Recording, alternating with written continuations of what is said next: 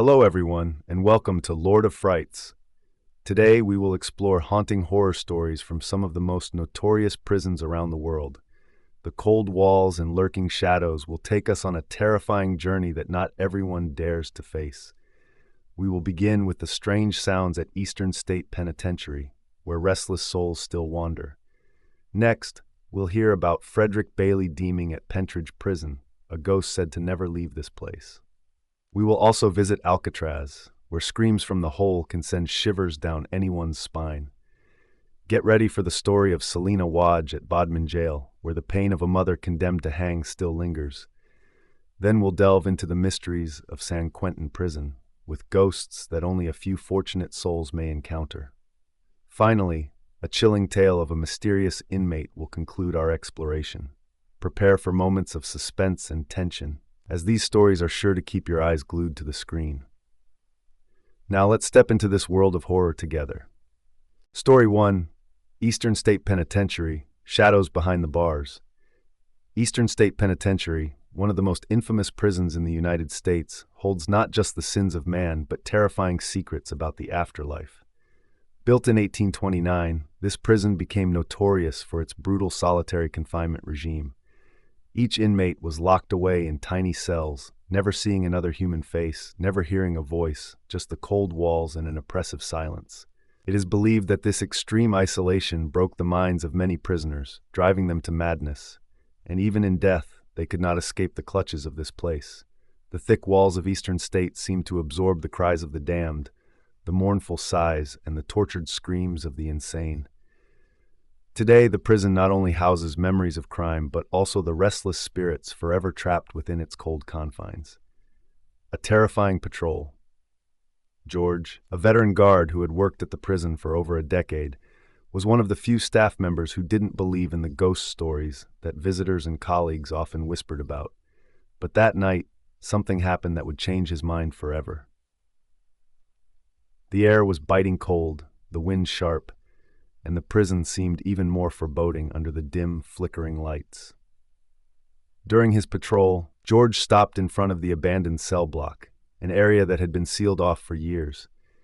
The empty cells stood silent in the darkness, their rusted doors barely hanging on. He felt an unsettling presence, as though unseen eyes were watching him from the shadows. Suddenly he heard footsteps. At first they were light, almost inaudible, but they quickly grew louder and heavier. George spun around, his eyes scanning the long, desolate corridor, but there was no one. His flashlight beam could barely pierce the thick darkness, and his heart began to race. He told himself it was probably just the wind playing tricks on him, but the more he listened, the more certain he became that something unnatural was moving behind him. Determined to investigate, George made his way to cell 13, a room rumored to be haunted. The door creaked loudly as he forced it open. Inside, the air was unnaturally cold, sending shivers down his spine despite the prison's heating system. Then, out of nowhere, a whisper broke the heavy silence. The voice was faint but desperate, like someone pleading for help. "Help me, please." The raspy voice seemed to emanate from within the very walls of the cell, echoing in George's mind. He swung his flashlight frantically, searching for the source, but the cell was empty. Nothing but the deafening silence greeted him. His hands shook as he directed the beam into the far corner of the room. For a brief moment, George saw a shadowy figure standing there, a prisoner, pale-faced with empty, hollow eyes. George gasped, blinking in disbelief, but when he looked again, the figure was gone. He tried to convince himself it was just his imagination, but the chilling whisper continued, louder now, evolving into the agonized cries of a tortured soul. George backed toward the door, but before he could reach it, the heavy steel door slammed shut with a deafening bang. He lunged at the door, pulling and pounding with all his strength, but it wouldn't budge. Panic gripped him as the cries grew into a cacophony of screams. And then, amid the screams, a sinister laugh echoed throughout the cell, a sound unlike any George had ever heard, as though it came from a twisted, tormented spirit mocking his terror. Turning back toward the shadows, George saw it again, an apparition slowly emerging from the darkness. It was a prisoner, but its form was distorted, its face grotesquely twisted with rage. The prisoner took slow, deliberate steps toward George, each footfall pounding in his head, freezing him in place. The stench of decay filled the air as the figure approached, bringing with it the unmistakable smell of death. George's body locked up, his muscles refusing to move as the spectral figure came closer and closer. When the ghost was inches away, George found himself staring into its eyes, or rather, into the black voids where its eyes should have been. In that moment, George's mind was flooded with visions, horrific scenes of prisoners being tortured, their screams echoing down the cold stone halls of the prison. He saw the blood, the suffering, and the madness that had once consumed this place. It was as though he had been pulled back in time, forced to witness the darkest days of Eastern states past. The screams and cries of the long-dead prisoners tore through his thoughts, shattering his sanity bit by bit. Finally, the door swung open with a groaning creak. George stumbled out, his breath coming in ragged gasps. But when he turned for one last, the ghost was still there, standing motionless in the shadows. It didn't follow him, but its hollow gaze, those empty, terrifying sockets, remained fixed on him, as if warning him that even though he had escaped, he would never forget what he had seen. From that night on, George never returned to work at Eastern State. He quit his job, haunted by the memories of what he had witnessed. Yet others, guards, visitors, continued to report similar experiences. Phantom footsteps, desperate whispers echoing from the empty cells, and shadowy figures of long-dead prisoners wandering the halls. Some even claimed to see the same figure George had seen, the ghost of a prisoner with hollow eyes, trapped forever within the cold stone walls. Eastern State Penitentiary is not just a historical monument. It is a tomb for the damned, a place where the souls of the tormented are forever bound to the darkness. Their cries, their whispers, and their presence linger on, waiting for the next soul to stumble into their eternal nightmare. Story 2, Pentridge Prison, The Haunting of Frederick Bailey. Deeming Pentridge Prison, located in Coburg, Australia, is not only infamous for its brutal history, but also for the eerie presence that lingers within its stone walls long after the last inmate has left. Among its darkest residents was Frederick Bailey Deeming, a notorious murderer whose crimes shocked the world in the late 19th century. Deeming was executed at Pentridge for the brutal killing of his wife and children, but it seems that even death couldn't chain his twisted soul. To this day, the prison remains haunted by his ghost, sending chills down the spines of anyone brave enough to enter its decrepit halls. Frederick Bailey Deeming was more than just a killer. He was a sadist, a man who delighted in the suffering of others. His murderous spree began in England, where he murdered his first family, wife and children included, before fleeing to Australia, only to repeat the grisly crimes. By the time he was captured, the public was eager to see him brought to justice. His execution in 1892 was supposed to end his reign of terror, but what came after may have been even more terrifying. The laughter in the night years after Frederick's execution, stories began to circulate among both inmates and guards. Strange things would happen, especially near Frederick's old cell. His presence was unmistakable. Guards reported hearing footsteps echoing through the corridors when no one was there, and even more unsettling, a deep, guttural laughter would ripple through the silence at the darkest hours of the night. One evening, a new guard named James was assigned to patrol the old wing of the prison, where Frederick had spent his final days. The other guards warned him about strange occurrences, but James, a skeptic, shrugged it off. He laughed at their warnings, dismissing the ghost stories as foolish tales designed to scare the rookies. However, that night, his laughter would be replaced by something far more sinister. The old wing of Pentridge was cold, unnaturally so. The walls seemed to sweat with moisture, and a damp chill hung in the air. As James made his rounds, the sound of his footsteps seemed swallowed by the silence, the oppressive stillness pressing in from all sides. He felt as though he was being watched. The hairs on his neck stood on end, but he continued walking, determined not to let the eerie atmosphere get the better of him. Then he heard it. A faint, rasping laugh echoed down the corridor behind him. James stopped in his tracks, turning to face the direction of the sound. The hallway was empty, but the laughter persisted, growing louder, as if someone were approaching from the shadows. It was a low, malevolent chuckle, the kind that sent shivers down his spine and made his heart race. It was unmistakably human, yet there was something profoundly wrong about it. James tightened his grip on his flashlight, shining it down the empty hallway. The beam of light flickered as though something unseen was interfering with it. The laughter now seemed to surround him, bouncing off the walls, coming from every direction. Then a voice, dark and menacing, whispered from the shadows, "Welcome back, friend." James's blood ran cold. His heart hammered in his chest as he swung the flashlight around. In the distance, at the far end of the corridor, a shadow flickered, just for a moment, but long enough for him to see the unmistakable outline of a man.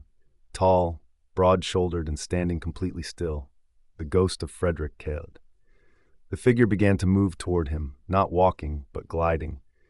The way it moved was unnatural, almost as though it was floating above the ground. James stood frozen in fear as the shadow drew closer, revealing more of its horrifying features. It was Frederick Bailey Deeming. There could be no doubt. His face was twisted in a grotesque smile, his eyes empty sockets, and his form flickered in and out of focus like a distorted image struggling to break through static. James wanted to scream, but his throat tightened, locking the sound inside. The air grew colder with each second, the temperature dropping so rapidly that he could see his breath condensing in front of him. Frederick stopped just a few feet from where James stood, his laughter now a slow, menacing cackle. His mouth moved as if he were speaking, but no words came out, only a hollow, grating sound like metal scraping against stone. The figure reached out a hand, cold, bony, and translucent. As it did, James felt an overwhelming sense of dread wash over him. His vision began to blur, the world around him distorting. It felt as if the walls themselves were closing in, suffocating him. The laughter grew louder, deafening, until it was all he could hear. It wasn't just Frederick's voice now. It was joined by others, dozens, maybe hundreds of voices, screaming, laughing, crying out in torment.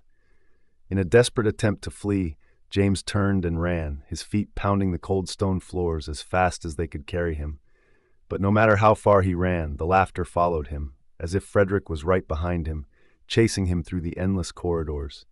His legs felt heavy, as if wading through water, and his lungs burned from the cold, stagnant air. As he rounded a corner, he tripped and fell hard against the floor. Gasping for breath, James scrambled to his feet, only to find himself standing before Frederick's cell. The door swung open slowly, creaking on its rusted hinges. Inside, the cell was pitch black, a void that seemed to absorb the light from his flashlight. But in the darkness, James saw two glowing eyes staring back at him, burning with hatred, glowing with the fires of the damned. Eternal prisoner. In that moment, James understood. Frederick's spirit was trapped within the prison, bound by his crimes and his madness. He hadn't just haunted the halls, he ruled them. He fed on the fear of those who entered, growing stronger with each terrified breath. Pentridge prison had become his kingdom of despair, and he was the eternal prisoner who would never leave. Suddenly, a piercing scream tore through the night, James's own. The cell door slammed shut with a thunderous boom, and the laughter finally ceased, leaving only silence in its wake. James was found hours later by his fellow guards, unconscious in front of Frederick's cell. His face was pale, his body ice cold, and he muttered incoherently about shadows, laughter, and glowing eyes. He never returned to Pentridge. After that night, he refused to speak of what he had seen, his eyes haunted by the terror he had experienced. But others who dared patrol the old wing soon reported similar stories. Laughter in the night, dark figures in the corridors, and the ghostly presence of Frederick Bailey Deeming. Visitors to the abandoned prison still hear whispers, feel cold spots, and sometimes, if they're unlucky, catch a glimpse of Frederick's twisted grin staring back at them from the darkness. Even in death, Frederick's madness lives on, and his laughter echoes through the halls of Pentridge prison, a reminder that some souls are too evil to rest. Story 3. Alcatraz, the Hole's Agony. Alcatraz, the mythical prison situated on an island in San Francisco Bay, was not only known for being a maximum security fortress from which no one could escape, but also for its darker side, the horror stories that surrounded its cold walls. Deep within the prison, beyond the regular cells, was a place even the toughest inmates feared: the Hole. It was a nightmarish confinement, where the most violent and dangerous prisoners were thrown into complete darkness, stripped of all hope of redemption. But it wasn't just the solitude and darkness that drove them to madness. Those who survived to tell their tales spoke of something more, something far worse than the absence of light, a presence in the darkness, screams, cries, and a palpable evil that hung in the air. Inside the hole, inmates fought not only their own demons, but something older and more malevolent that lurked in the shadows. Confinement in the shadows. The legend tells of a tormented spirit of a former inmate of Alcatraz, a man known only as the Crazy One, who never left the place. This prisoner, after years in solitary confinement, completely lost his mind and was found dead under mysterious circumstances inside the hole. It was said he clawed at the walls, leaving marks that could still be seen, and in death his eyes were wide open, frozen in a mask of pure terror. Since then, rumors began to circulate among the inmates. Those sent to the hole often returned changed, with vacant stares and erratic behaviors. Some claimed to have heard the Crazy One whispering in the darkness, laughing or sobbing near their ears, although there was no one else in the cell. Others said they felt something touch their feet while they were chained, as if something crawled over them on the floor. One of the most chilling stories involves an inmate named Jacob, who was confined in the hole for assaulting a guard. Jacob was known for his brutal strength and violent temper. When he was pushed into the dark void, he laughed at the guards, shouting that he feared nothing and no one. "This place is nothing to me," he yelled as the heavy metal door slammed shut, plunging him into total darkness. However, that very night, something in Jacob changed. The scream in the darkness. The first hours were silent. The guards heard no noise except for the occasional sound of the wind howling through the prison walls. But suddenly, in the dead of night, a blood-curdling scream echoed through the halls. It was a sound so piercing and filled with panic that even the most hardened guards shuddered. When the guards approached the hole, they heard Jacob banging on the walls in fury, begging to be let out. "Get me out of here! I'm not alone! There's something here!" he screamed over and over. The tone of his voice had completely shifted. From defiant arrogance, now only pure terror remained. The guards, believing he was simply trying to manipulate them, did not open the door right away, but the terror in his voice grew more intense. "It's in the cell with me," Jacob screamed, his breathing becoming more frantic. "I can see it. It's right here. It's watching me." The guards exchanged nervous glances, unable to explain what was happening. Finally, after hearing more desperate screams, they decided to open the door. When they did, they found Jacob huddled in a corner, trembling like a leaf, his eyes completely wild and bloodshot. His nails were torn and bloodied, evidence that he had been scratching the stone walls in a desperate attempt to escape whatever had been with him. But what was most terrifying was when one of the guards asked him what he had seen.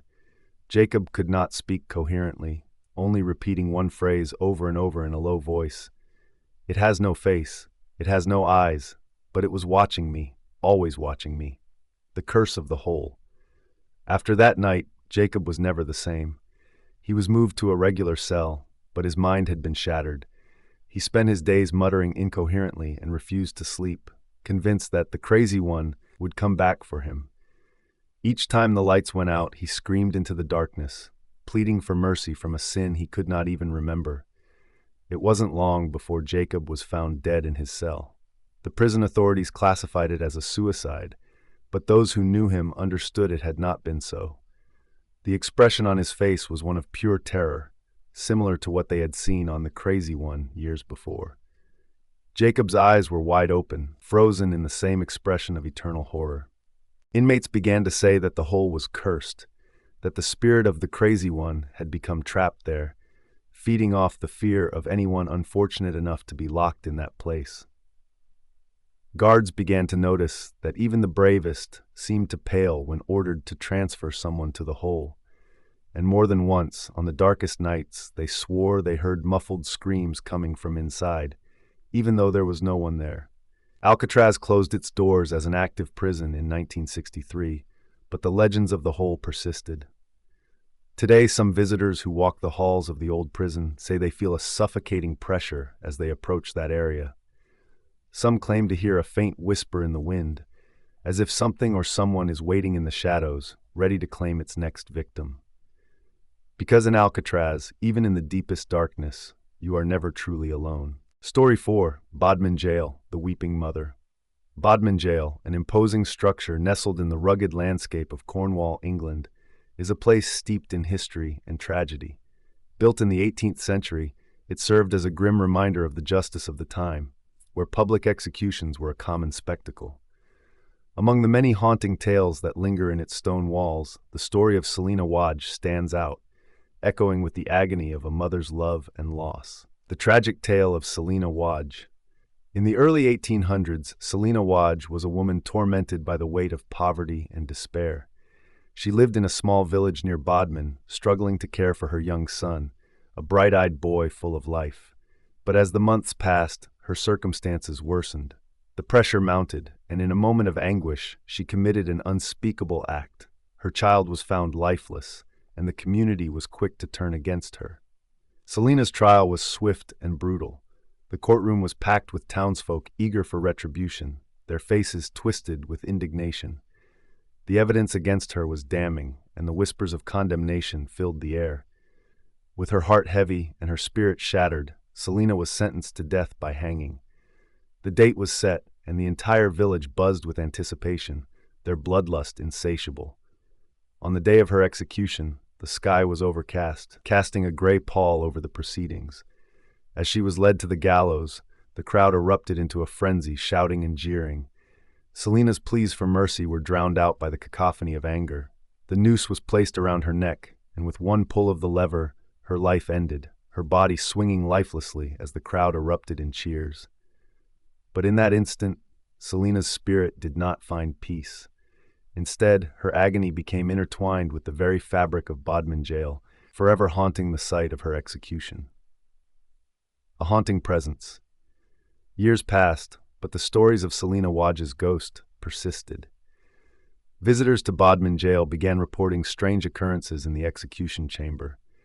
Those who dared to venture near the gallows spoke of a profound chill in the air, as if the very essence of despair had seeped into the walls. Whispers echoed through the corridors, and many claimed to have heard the soft sound of weeping, a sorrowful lament that pierced the silence. One stormy evening, a group of paranormal investigators decided to explore the depths of Bodmin Jail. Armed with flashlights and recording devices, they descended into the dank, shadowy corridors. As they approached the execution area, the air grew heavy, filled with an oppressive energy that made the hair on the back of their necks stand up. The lead investigator, a woman named Claire, sensed something was amiss. "Can you feel that?" she whispered to her companions, her voice trembling. "It's like the air is alive." As they entered the chamber, the temperature plummeted, and a thick fog began to swirl around them. Suddenly, a low, mournful cry echoed through the room. "Where are you, my child?" The voice was chilling, filled with despair. The group exchanged uneasy glances, their hearts pounding in their chests. "Let's set up the EVP," Claire suggested, her hands shaking slightly as she placed the recorder on the ground. They turned off their flashlights, plunging the room into darkness, and listened intently. The silence was deafening, and then, faintly, they heard it again, Selina's haunting sobs, the child's spirit. The investigators felt an overwhelming urge to connect with Selina's spirit. "We're here to listen," Claire called out into the darkness. "You're not alone. We want to help you find your child." The atmosphere shifted, a palpable energy filling the air as the temperature continued to drop. Suddenly, a flicker of movement caught their eyes. A shadowy figure appeared near the gallows, dressed in a tattered gown. It moved slowly, its face obscured by darkness, but the sorrow emanating from it was undeniable. The group felt a surge of fear mixed with compassion, realizing they were in the presence of Selina's spirit. "Why do you linger here?" Claire asked, her voice trembling. "What can we do for you?" The figure hesitated, and then a faint whisper echoed through the chamber. "Find him. Please, find my child." Determined to help, the investigators delved into the history of Selina's son. They discovered that he had been buried in an unmarked grave near the prison, a forgotten child lost to time and tragedy. With renewed purpose, they planned a midnight vigil at the grave to honor the boy, and they hoped, bring peace to Selina's spirit. The Midnight Vigil. On a moonlit night, the group returned to Bodmin jail, this time armed with flowers and a small memorial. They walked the somber path to the graveyard, where the overgrown weeds concealed the final resting place of Selina's son.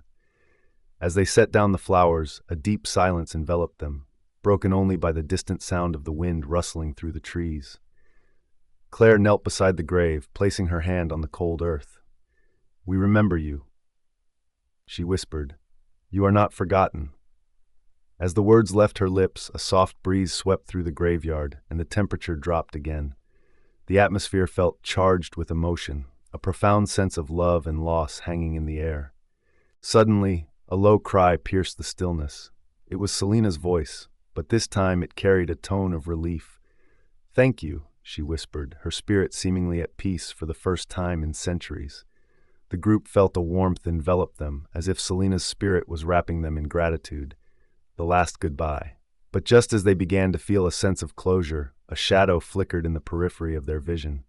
Claire turned, her heart racing, and saw the figure of Selina standing at the edge of the graveyard. Her eyes were hollow, yet filled with longing.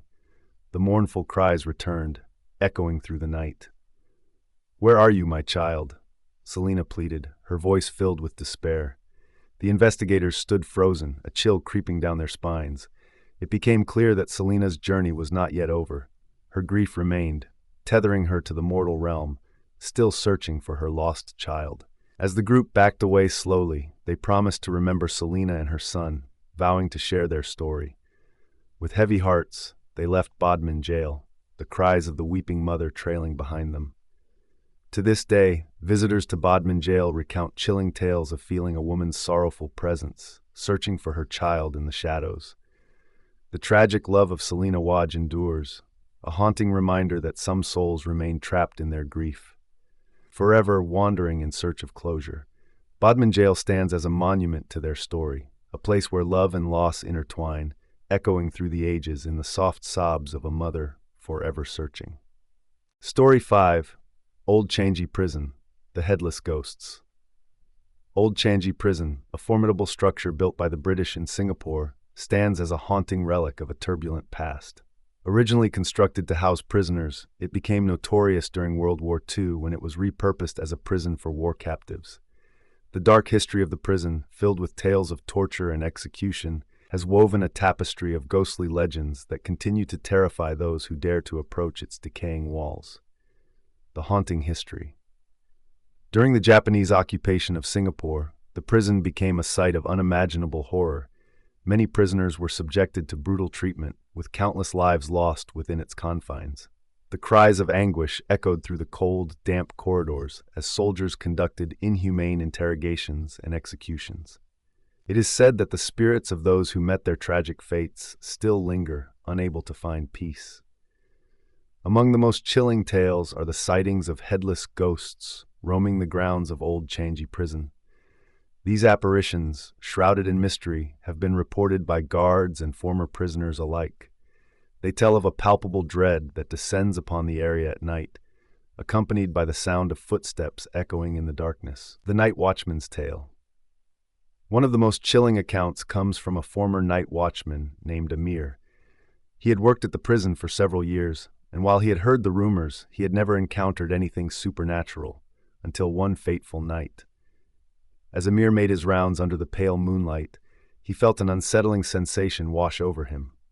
The air was thick, almost suffocating, as if the prison walls themselves were holding their breath.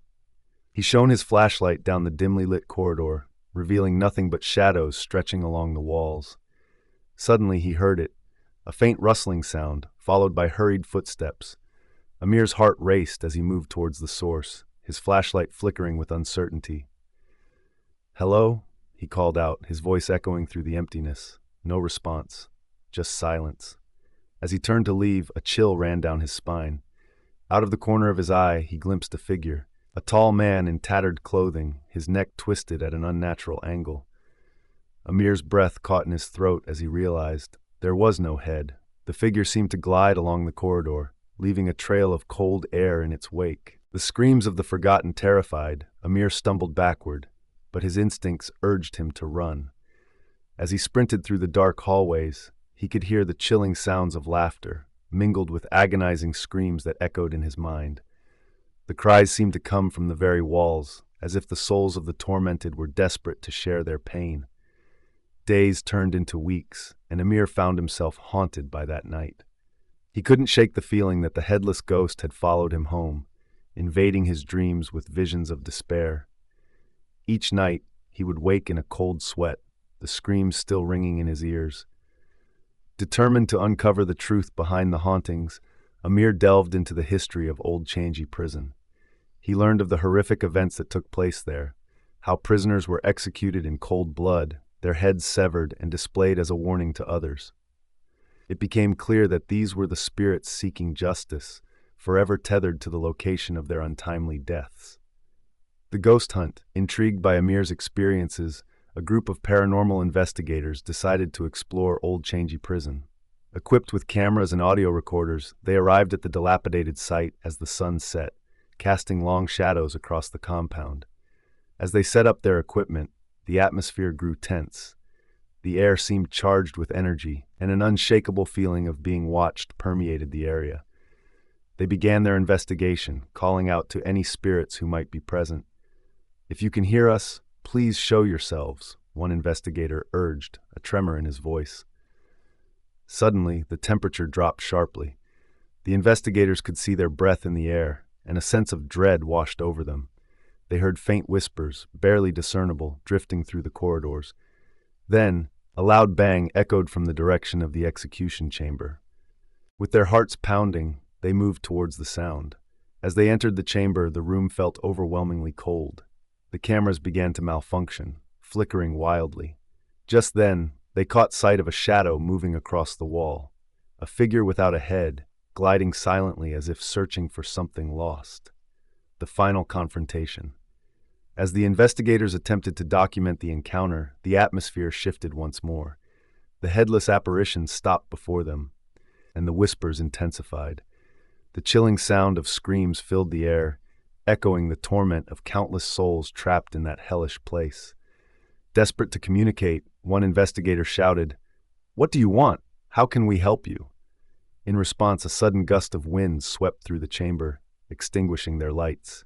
In the pitch darkness, the whispers grew louder, transforming into anguished cries. Just as panic began to set in, the lights flickered back on. The headless ghost stood before them, its presence commanding and sorrowful. For a brief moment, the investigators felt an overwhelming wave of emotion, a mixture of sorrow, anger, and a desperate need for recognition. Then, in a flash, the ghost vanished, leaving the investigators shaken but resolute. They knew they had witnessed something truly otherworldly, a glimpse into the tragic past of Old Changey Prison. The legacy of Old Changey Prison. To this day, Old Changey Prison remains a place of intrigue and terror.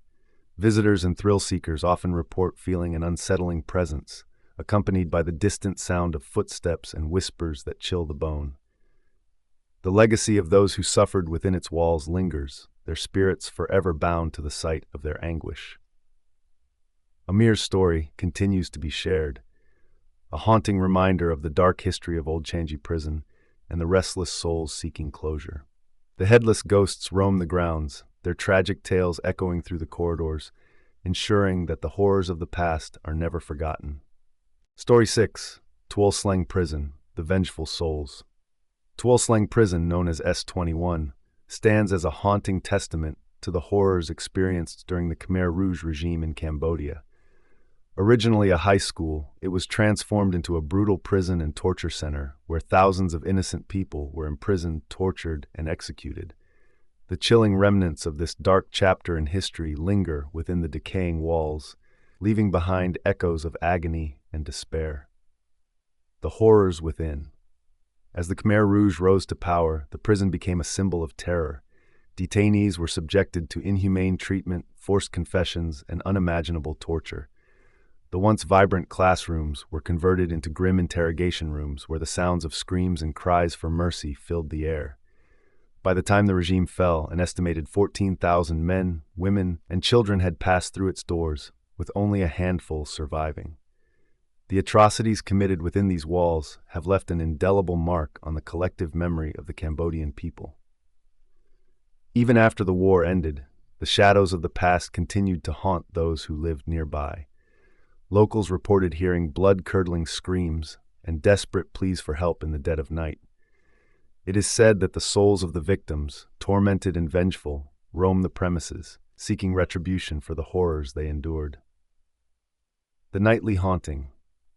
In the years following the regime's collapse, Tuol Sleng has become a place of somber remembrance, drawing visitors and researchers from around the world.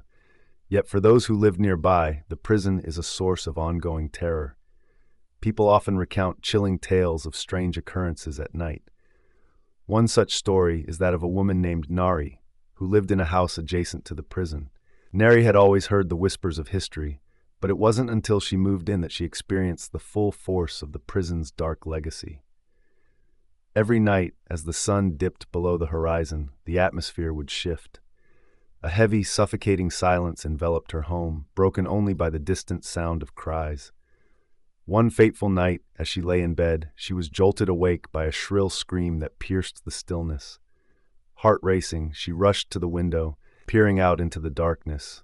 To her horror, she saw flickering lights moving through the prison yard, ghostly figures that appeared to be reenacting their last moments.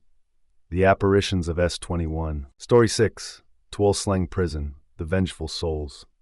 Tuol Sleng Prison, known as S-21, stands as a haunting testament to the horrors experienced during the Khmer Rouge regime in Cambodia. Originally a high school, it was transformed into a brutal prison and torture center where thousands of innocent people were imprisoned, tortured, and executed. The chilling remnants of this dark chapter in history linger within the decaying walls, leaving behind echoes of agony and despair. The horrors within. As the Khmer Rouge rose to power, the prison became a symbol of terror. Detainees were subjected to inhumane treatment, forced confessions, and unimaginable torture. The once vibrant classrooms were converted into grim interrogation rooms where the sounds of screams and cries for mercy filled the air. By the time the regime fell, an estimated 14,000 men, women, and children had passed through its doors, with only a handful surviving. The atrocities committed within these walls have left an indelible mark on the collective memory of the Cambodian people. Even after the war ended, the shadows of the past continued to haunt those who lived nearby. Locals reported hearing blood-curdling screams and desperate pleas for help in the dead of night. It is said that the souls of the victims, tormented and vengeful, roam the premises, seeking retribution for the horrors they endured. The nightly haunting. In the years following the regime's collapse, Tuol Sleng has become a place of somber remembrance, drawing visitors and researchers from around the world. Yet for those who live nearby, the prison is a source of ongoing terror. People often recount chilling tales of strange occurrences at night. One such story is that of a woman named Nari, who lived in a house adjacent to the prison. Nari had always heard the whispers of history, but it wasn't until she moved in that she experienced the full force of the prison's dark legacy.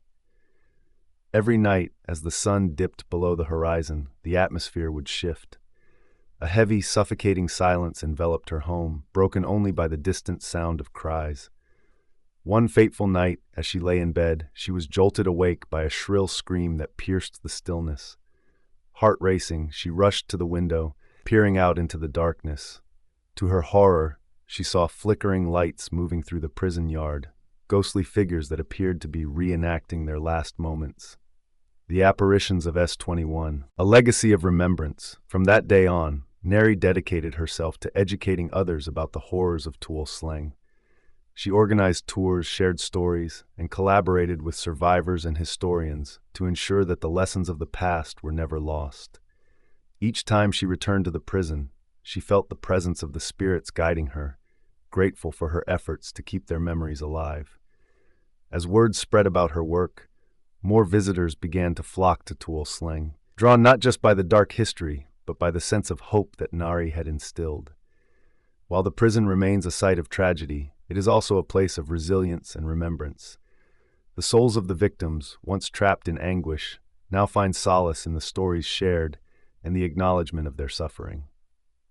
Tuol Sleng Prison serves as a haunting reminder of humanity's capacity for cruelty, but also of the strength found in remembrance and justice.